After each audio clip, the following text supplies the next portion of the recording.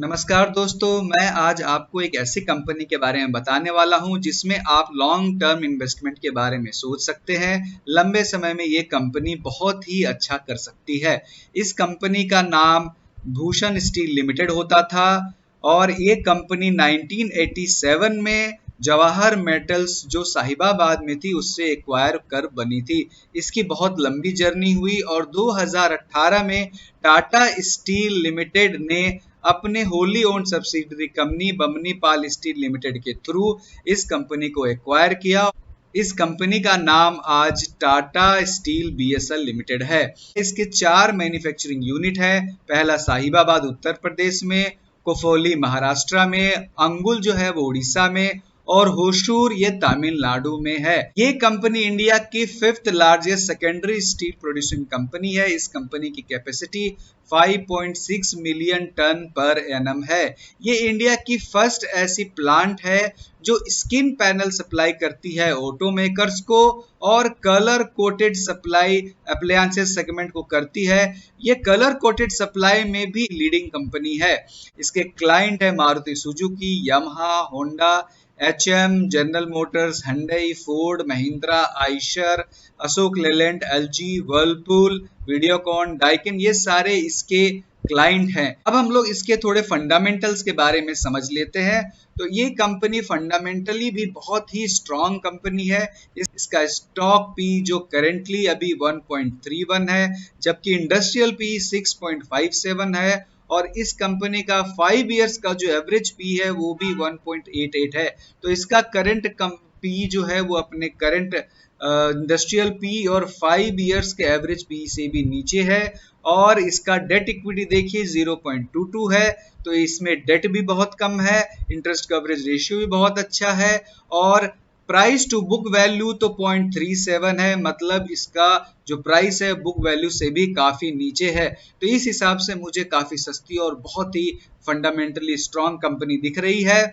इस कंपनी का second quarter का भी रिजल्ट आ चुका है।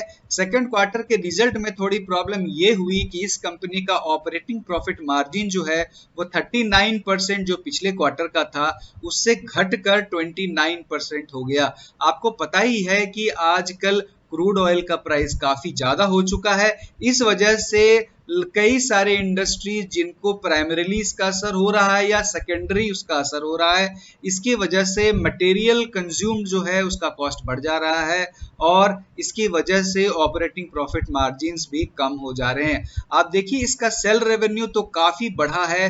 पिछले क्वार्टर में 7,858 करोड़ का इसका रेवेन्यू था, इस बार 8,309 करोड़ का है। तो रेवेन्यू तो काफी बढ़ा है, लेकिन इसका जो एक्सपेंसेस है वो भी बढ़ गया। ऑपरेटिंग एक्सपेंसेस बढ़ जाने के कारण ऑपरेटिंग प्रॉफिट मार्जिन भी कम हो गया। लेकिन ये थोड़े समय का असर है, आगे क्रूड ऑयल जब स्टेबलाइज होगा तो हो सकता है कि ऑपरेटिंग प्रॉफिट मार्जिन वापस से अच्छे हो जाए, तो इसका ज्यादा प्रभाव नहीं पड़ेगा जैसा मैं समझता हूं।